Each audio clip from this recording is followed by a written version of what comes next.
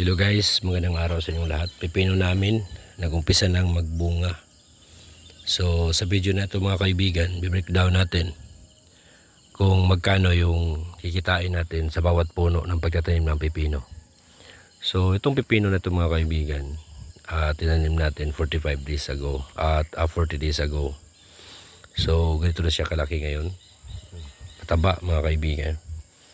So base po sa assessment, umabot ng 3 hanggang 5 kilo na kaya niyang ibibigay sa bawat puno sa isang pipino mga kaibigan hanggang siya ay mag-mature. Ibig sabihin mag-mature, mamamatay. So kung umabot ng 3, pinakamababa lang tayo. Kung magtanim ikaw ka ng 100 ka puno, nasa 300 kilo po yung potential na ma-harvest mo. So pinakamababa na yun mga kaibigan, 300 kilos. So yung 300 kilos na yan mga kaibigan, tag 60 ang kilo.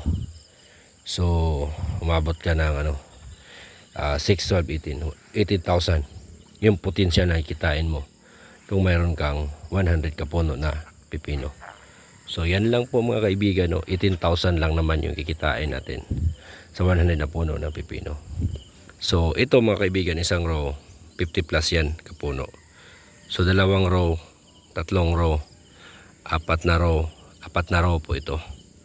So ito po yung mga nakikita natin na maganda pala magpa-farm. Pero dito sa pag-farm, kailangan mong mayroon kang sapat na kaalaman mga kaibigan para alam mo kung paano alagaan yung mga tanim. So dito papakita ko sa inyo isang bunga. Ito na yung mga kaibigan, yung bunga niya. Yan. So yan po. So nag-umpisa pa lang po ito. Dito pa lang. So araw-araw mayroong mabubuong bunga mga kaibigan. At yan po yung potential income natin dito sa farm. So more power mga kaibigan. Sana in this video nakatulong po ako sa inyo.